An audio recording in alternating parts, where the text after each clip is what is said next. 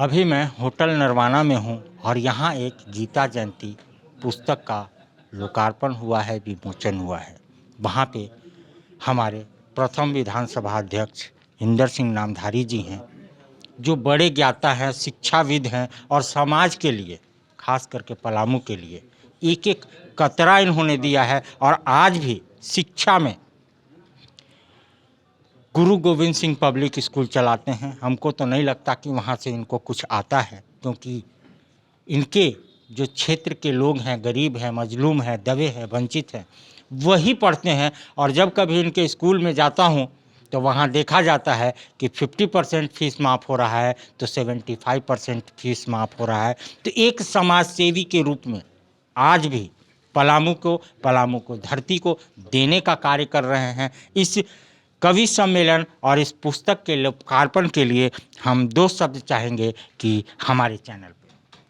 नहीं, आज मेरे लिए एक बहुत महत्वपूर्ण दिन है कि एक तो गीता जयंती के साथ साथ गीता सुरभि का यहाँ पर लोकार्पण किया गया।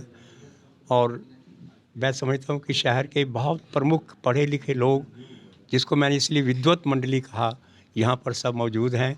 और अगर मेरी मजबूरी नहीं होती जाना, तो मैं सबके विचारों को सुनकर जाता। तो गीता जो दुनिया को एक नया रास्ता दिखा रही है। मैंने बताया कि अमेरिका के लोग कह रहे हैं कि इसको पढ़ो अगर जीवन का सारांश जानना है तो, लेकिन हम हैं कि अमृत धारा बह रही पास न वाको जाए, और गंगा तट पर खड़ा होए के प्यास प्यास चिल्लाए। हम रो रहे हैं लेकिन दुनिया उससे उपदेश पा रही है। इसलिए आज ज़रूरत है कि गीता को घर घर तक पहुंचाया जाए, ताकि देश का नक्शा बदल जाए। इतना ही काफ़ी है। हम संस्कार में कितना भर सकते हैं कि हमारा संस्कार जो आज हमारा वेस्टर्न को अपना रहा है और हमारी संस्कृति को छोड़ रहा है, उसमें गीता का कितना हमारा सहयोग होगा। ये तो मैंने इसलिए कहा कि जब अमेरिका के लोग कह रहे हैं कि इसको पढ़ो और हम हिंदुस्तान में रह के उसको नहीं पढ़ रहे हैं, तो ये हमारी मूर्खता नहीं तो और क्या है। इसलिए मैं समझता हूँ कि कर्तव्य पालन कैसे किया जाए। भगवान कृष्ण अर्जुन को कहते हैं कि लड़ो, तुम योद्धा हो, ये तो शरीर नश्वर है, लड़ो। तो जो आज अगर कोई पॉलिटिक्स में जाता है और कहता है कि मैं सेवा करने के लिए जा रहा हूँ, तो कुछ मतलब है। लेकिन एक मुखिया के चुनाव में जब 20-20 लाख रुपया लोग खर्च कर रहे हैं, तो कोई नहीं सोच सकता कि वो ईमानदारी से मुखिया बनेगा। इसलिए मूल चूल परिवर्तन करने की आवश्यकता है, बस इतना ही। छोटे शब्दों में कितनी बड़ी बात कह गए। खुद प्रतिनिधि हैं और आज दुनिया को आईना दिखा के चले गए। आज दुनिया को इन्होंने आईना दिखा दिया।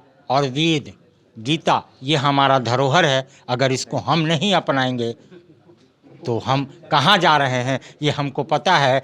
लंदन और अमेरिका हमारे वेद और गीता को अपना रहा है, कृष्ण भक्ति में डूबा हुआ है, और हम पता नहीं किस छोर को पकड़े कहाँ चले जा रहे हैं, इसका हमको पता ही नहीं। तो हम अपने धर्म ग्रंथ, हम अपने रामायण, गीता, महाभारत को अपनाएं और अपने जीवन को स्वर्गमय बनाएं। आज बड़ा पावन दिन है। गीता जयंती के अवसर पे आज एक पुस्तक का विमोचन हुआ है, गीता सुरभि, एक बड़ा प्रोग्राम। और डाल्टनगंज के प्रबुद्ध कवि, ज्ञाता सब यहाँ पे थे। इंदर सिंह नामधारी जी ने इस प्रोग्राम का उद्घाटन किया, दीपोत्सव किया। हमारे साथ हमारे गुरु SC मिश्रा सर हैं। इनसे मैं 2 बार इस जयंती के बारे में और इस पुस्तक के बारे में मैं जानना चाहूँगा अपने दर्शकों के लिए। देखिए दर्शकगण, ये तो आप लोग भी जानते होंगे कि श्रीमद् भगवत गीता भगवान कृष्ण ने आज ही के दिन अर्जुन को उपदेश दिया था। और ये उपदेश जो है सिर्फ अर्जुन के लिए नहीं है, मानव मात्र के लिए है।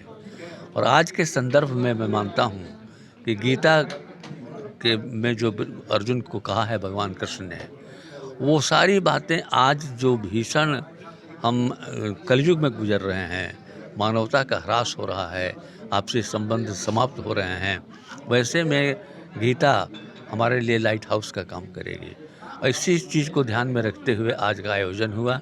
और बड़ी खुशी की बात है कि आज ही के दिन दुबे जी ने गीता सुरभि के नाम से एक पुस्तक लिखा, और जो कि ट्रांसलेशन है भगवत गीता का, लेकिन भगवत गीता हो सकता है संस्कृत के चलते लोगों के समझ में न आवे, गीता सुरभि पढ़ने के पश्चात गीता के रहस्य को, गीता के अंदर छिपे हुए गूढ़ार्थ को समझने में उन्हें सब अच्छा मौका मिलेगा, सुविधा होगी। गीता सुरभि ये पुस्तक है हमारे हाथ में, इसको ले करके आप पढ़ करके गीता को समझ सकते हैं। आज पुस्तक का विमोचन हुआ है और बड़े धूमधाम से हुआ है।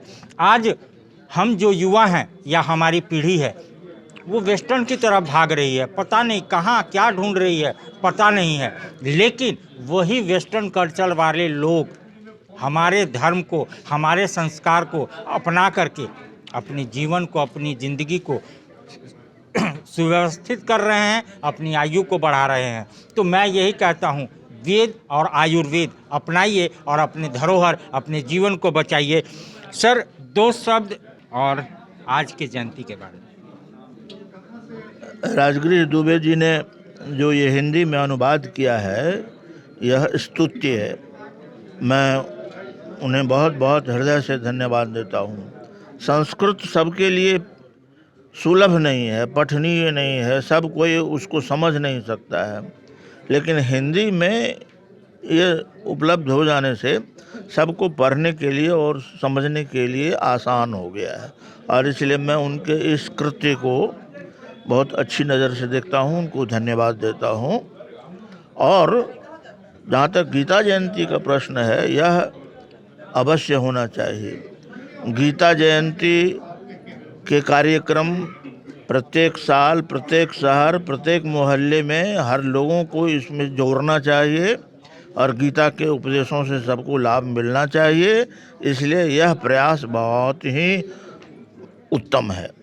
लोगों के लिए पुस्तक तो 10 पेज, 20 पेज, 50 पेजों का एक किताब होता है, लेकिन ये साहब कितने सालों साल की मेहनत और कितनी सालों साल की कठिन परिश्रम होती है और ये किताब में आता है। हम तो बस एक किताब मानते हैं, एक कागज़ मानते हैं, 50 पन्नों का एक कॉपी मान लीजिए, किताब मान लीजिए, लेकिन जो मेहनत इसके पीछे कठिन परिश्रम होता है, उसको अगर आप देखें तो एक तपस्या से कम नहीं होता। आइए, मैं किताब के लेखक कर्ता धर्ता से ही बात करते हैं। ये किताब का विमोचन हमारे पलामू वासियों को लिए, जो गीता पढ़ नहीं सकते थे संस्कृत में, उसको बड़ा आसान करके आपने हिंदी में दिया है, इसके लिए आपको साधुवाद है। 2 शब्द हमारे चैनल के माध्यम से इस पुस्तक के लिए। आपकी जिज्ञासा के लिए मैं आपका धन्यवाद करता हूँ। सबसे पहले तो मैं जानना चाहूँगा आप सज्जन का परिचय। मेरा नाम दिवाकर है और मेरे न्यूज़ चैनल का नाम क्लाउड वेब इंडिया है, जो आज के समय में कवियों का हर प्रोग्राम कवर करता है और डाल्टनगंज के हर न्यूज़ को कवर करता है बड़ी बेहतरी से। तो ये तो बड़ी ही बड़ा भारी सौभाग्य है कि आप जैसा एक बड़े चैनल का कार्यकर्ता तो आज इस कार्यक्रम में शरीक हुआ। ये मेरा सौभाग्य है ये मेरा ये भी- सौभाग्य ये भी है मैं- कि ये- मैं इस आपके किताब के लोकार्पण में थोड़ा सा काम आया, अपनी योगदान दिया। ये मेरा ये सौभाग्य है। आपका बड़पन है और मैं समझता हूँ कि इस कार्यक्रम में आप ऐसे नहीं आए, आप भगवान श्री कृष्ण की प्रेरणा से ही यहाँ पहुँचे। और हम तो कुछ नहीं किए हैं, ये राकेश जी जो हैं ये सब कुछ इन्होंने ही किया है। और इसके बाद प्रमोद जी हमारे जो मेहमान हैं उनके साथ मिलकर किया है। हम कुछ नहीं जानते कि क्या इंतज़ाम हो रहा है, नहीं हो रहा है, कहाँ करना है, कैसे करना है, समय क्या। हमको कहा गया हम मशीनवट आ गए हैं और कौन हमारे मीडिया बंधु आ रहे हैं।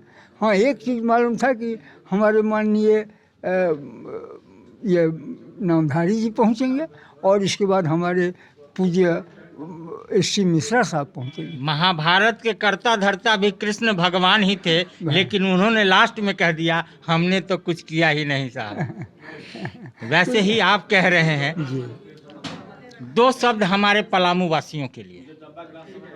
देखिए, हमारा पलामू सांस्कृतिक रूप से भी बहुत समृद्ध है यहाँ के लोग बड़े सुलझे हुए और समझदार हैं, इनमें टैलेंट है।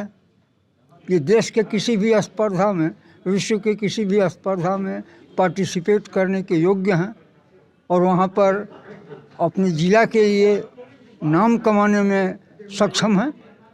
तो इनको हमको यही संदेश होगा कि आज भी हम सुनते हैं फलाना युवा है वह नशे में फंस गया, फलाना युवा है वह किसी इतना होनहार था ऐसे हो गया, तो बड़ी पीड़ा होती है।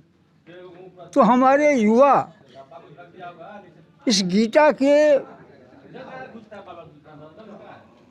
जो मूल दर्शन है उसका ज्ञान बढ़ाएं और जीवन को इसको अपना आचरण बने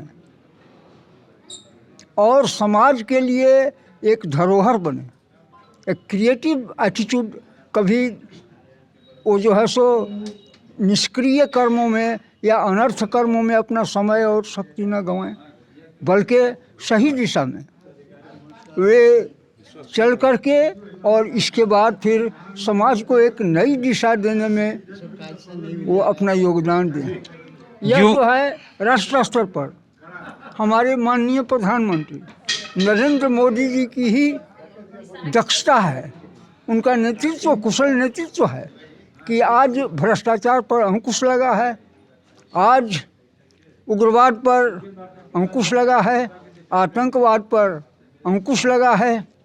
कुछ ऐसी शक्तियां विश्व की हैं जो अभी भी साम्राज्य विस्तार के काम में लगी हुई हैं, लेकिन उनको भी हमारे माननीय प्रधानमंत्री ने एक कड़ा तमाचा जड़ा है और उनसे आंख में आंख मिलाकर कह दिया है कि तुम्हारी यह नीति गलत है। उन्होंने पाकिस्तान को अलग थलग कर दिया, जैसा कहा वैसा किया। तो ये सौभाग्य है उनका, हम कुछ नहीं हैं, ये उनका दिया हुआ एक जो देश के युवाओं को, देश के लोगों को जो वातावरण है उसी का एक प्रतिफल है। कोई अगर से अकुशल नेतृत्व में यह देश होता तो हम समझते हैं आज का जो यह वातावरण है यह बन ही नहीं पाता। ठीक, जैसा कि इन्होंने बोला कि आप अपने पॉजिटिव थिंकिंग से अपने देश को, अपने राज्य को, अपने घर को, अपने परिवार को, अगर आपके अंदर सकारात्मक सोच है तो आगे लेके जा सकते हैं, और अगर नकारात्मक सोच घुस गई ना साहब तो आपको दीमक जैसे लगती है लकड़ी में, खून की तरह पीस के आपको ख़त्म कर देगी। तो आप सकारात्मक सोच के साथ जिएं, इस पुस्तक को पढ़ें और इसमें जो अच्छा लगे उसको अर्जित करें और अपने जीवन में सफलता की ओर बढ़ें।